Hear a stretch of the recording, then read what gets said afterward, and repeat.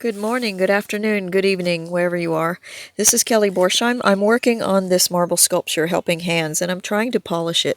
What I wanted to show you is that I start off with a sandpaper, very coarse, and it's 80 grit, which is the roughest that I start with. And I'm trying to get rid of the fine tool marks because a lot of my neighbors that have come by, not during quarantine obviously, but in general have said, Kelly, you've been working on this for so long and it's already so smooth. When are you going to finish? I thought, well, I want to remove the tool marks. So coming to the hair on the man here, you can see that these tool marks are intentional. They make the texture of the hair, okay? The rest of this, the skin, I decided I wanted to bring to a polish so that I can show off the color of the rock, because that's, with a translucent stone or with a colored stone especially, it's the personality and the color of, and the translucency of the rock that we want to show off, so we do things differently. Now here, I hope you can see that this I've worked with a little bit with the 80, and there are fewer fine lines in here, whereas I go over here. Do you see the lines that are starting here and then here?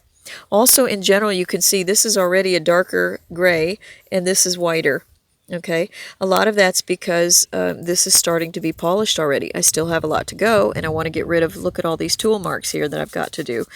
And so another thing I wanted to say is that as I'm trying to get out these, of course the 80 grit will leave its own little scratch marks, but they'll be much finer than these. And you want to start coarse because there's actually a lot more to get rid of on the material than you might think otherwise. But you can carve and carve, sand and sand and sand and go, oh gosh, there's still a scratch there. And areas like this where I have a crease in. So I want to go in and continue. Dirt will get into this thing, so that will also make it look lighter.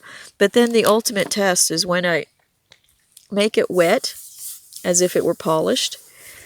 Do you see here? I can see that the black is much smoother in general, and here I can actually see fine lines there. I don't want to have that effect once I finish the piece, so we're going to continue that. Now here I've been working on the face of the girl, but I can't get into that really tight area of the nose with the bridge of the nose and also under the mouth.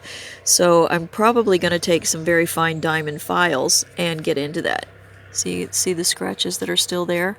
I'm going to leave this textured, that textured in a different way to make a contrast, and then try to make her skin smooth. So this is the final touch, but this is the part that takes the longest time, and it is kind of the love-hate situation. But once I pass the hump, all of a sudden I like the work again, and I'm happy that I have done what I've done. So this is going to take a while. Thanks for watching, following Borsheimarts.com. Follow me on Etsy and Patreon. Ciao, ciao, grazie.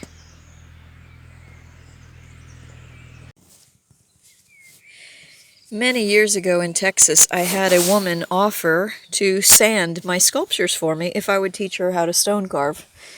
I have to tell you, that is really, really a tempting offer. I thought about that for the longest time because sanding is so tedious and so much work, and kind of the love-hate relationship.